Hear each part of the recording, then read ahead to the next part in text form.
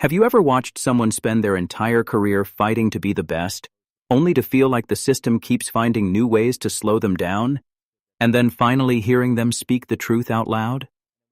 Because that is exactly what is happening right now with Lewis Hamilton. And if you have been following Formula One in 2026, you already know this season has been anything but easy for him.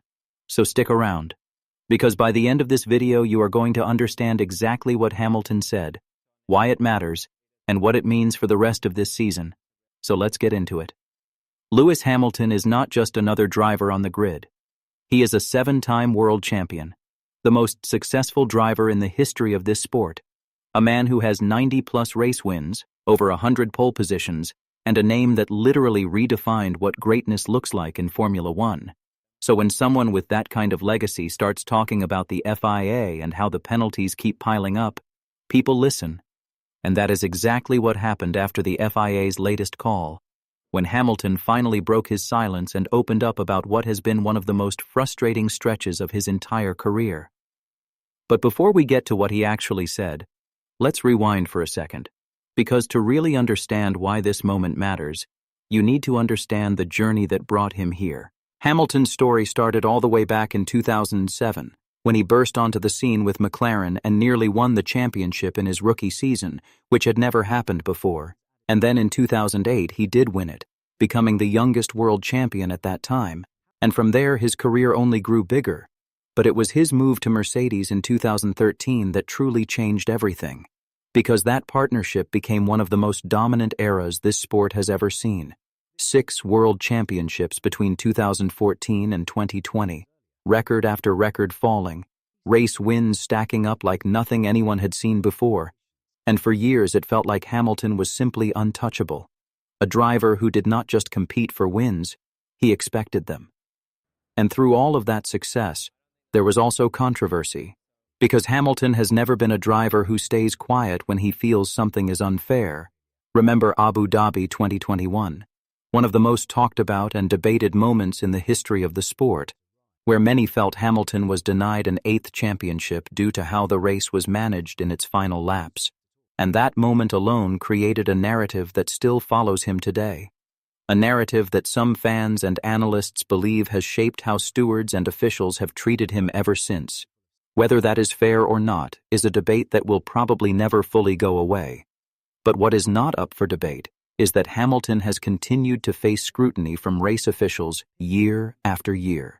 Now fast forward to 2026, and here is where things get really interesting, because Hamilton made one of the biggest moves of his entire career when he left Mercedes, the team that gave him 6 championships, and joined Ferrari, the most iconic and legendary team in Formula One history, a team that Hamilton himself has said he dreamed of driving for since he was a kid. And this move was massive news, because Ferrari had not produced a world champion driver in the modern seat for a long time, and bringing in someone with Hamilton's pedigree was seen as the missing piece that could finally bring that elusive championship back to Maranello. But 2026 has not been the fairy tale story everyone hoped for, at least not yet, because instead of smooth title challenges and dominant wins, Hamilton has found himself at the center of penalty after penalty, and this is where the real story begins. Let's talk about what actually happened this season, because the numbers alone tell a story, starting with Monaco, where Hamilton was hit with a 5-second penalty for exceeding the pit lane speed limit by just 0.1 kilometers per hour. Yes, you heard that right.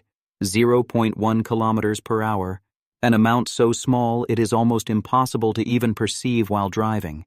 And it later came out that the timing system used for that measurement did not even account for changes made to the pit entry barriers that season, which shortened the measurement line. So was that penalty even fair to begin with? That is a question a lot of fans have been asking. Then came the British Grand Prix at Silverstone, where Hamilton received a reprimand for failing to slow down under a single yellow flag, another incident that added to the growing pile of penalties against him. But it was the Belgian Grand Prix at Spa that really turned heads, because Hamilton was involved in a first-lap incident with George Russell that ended Russell's race early, and Hamilton was given a 5-second penalty for that collision. But that was not even the most controversial moment of that weekend, because later in the race, Hamilton was involved in an unsafe release from the Ferrari pit box, an incident that actually knocked over one of his own team's mechanics. And here is the twist. The FIA did not penalize Hamilton for that one.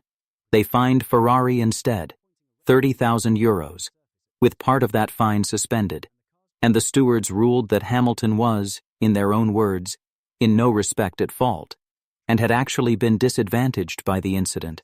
So even in a race where his own team made a serious mistake, Hamilton still ended up dealing with the fallout and the media attention around it. And then Hungary happened, and this one really stung, because Hamilton was investigated after qualifying for impeding Oscar Piastri's McLaren during the final runs in Q3, and the stewards ended up handing him a 3-place grid penalty, dropping him from second on the grid all the way down to 5th, which completely changed his race strategy and his chances for that Sunday. And Hamilton did not hide his frustration about it, questioning why Ferrari sent him out first for that final run instead of giving him a clear track, a decision he said left him shocked in the moment. So by the time we reached the back half of this stretch, Hamilton had picked up 4 penalties across just 3 race weekends, and that is a brutal run for any driver, let alone a 7-time world champion who is trying to fight for a title with a brand new team. And this is where Hamilton finally broke his silence after the FIA's latest call, because after all of these incidents piling up one after another, he sat down and spoke honestly about what has been happening. And here is something important. Hamilton did not come out swinging with excuses. He actually took accountability where he felt it was due, saying about one incident that it was really just unfortunate and adding, "I take responsibility. I should have looked at my mirrors," which shows a level of maturity that a lot of people respect, because it would have been easy for him to simply blame the FIA for everything. But instead he acknowledged his part in certain incidents, while also being honest about how the sheer volume of penalties has affected his season, revealing that these penalties have cost him a lot of points at a time when every single point matters in a tight championship battle.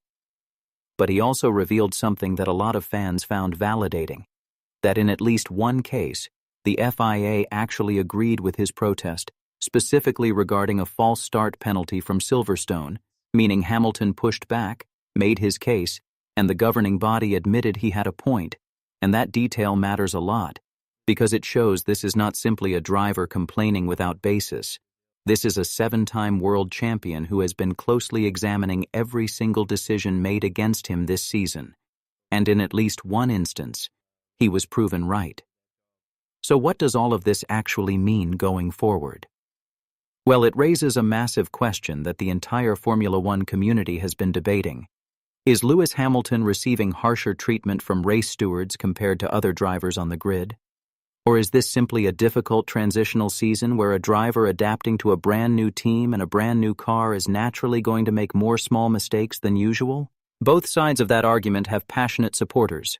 Some people point to Hamilton's long history of high-profile incidents with the FIA, all the way back to controversial moments in seasons like 2021, and argue that there has always been a pattern of extra scrutiny directed at him specifically, while others argue that Formula One's stewarding this season has simply been stricter across the board for every driver, not just Hamilton, and that seeing so many penalties from one driver at a new team is simply part of the adjustment period that comes with switching manufacturers after over a decade with the same one. What do you think? Is the FIA being too hard on Hamilton this season? Or is this just the natural bumps that come with such a massive career change? Drop your opinion in the comments below, because this is exactly the kind of debate this sport thrives on. Here is what makes this story even bigger than just penalties and stewards' decisions. This is about Hamilton's legacy and what this season means for his story overall. Because at 41 years old, having already achieved basically everything there is to achieve in this sport, except for that elusive record-breaking 8th championship, Hamilton chose to leave his comfort zone, leave the team that made him a legend, and take on arguably the hardest challenge in modern Formula One, trying to bring Ferrari back to the top after years of them falling short. And that kind of ambition deserves respect, regardless of how this season plays out. Because greatness is not just about winning when everything is easy, it is about how you respond when things get hard, and how you handle adversity when the entire world is watching every single mistake under a microscope. And based on what Hamilton has said recently, taking responsibility where it is due while still fighting for fairness where he believes it matters, it seems like he understands that better than almost anyone else in this sport's history. And let's not forget the bigger picture here, because Hamilton's move to Ferrari was never just about chasing one more trophy. It was about writing the final chapter of a story that started way back when he was a kid karting around tracks in England, dreaming of one day wearing that red suit. And there is something almost poetic about a driver at the peak of his legendary status choosing the hardest possible path instead of coasting into retirement with a team that already knew how to win with him. And that is exactly why every single penalty this season hits differently. Because it is not just points on a table, it is time. And time is the one thing even a driver like Hamilton cannot buy back.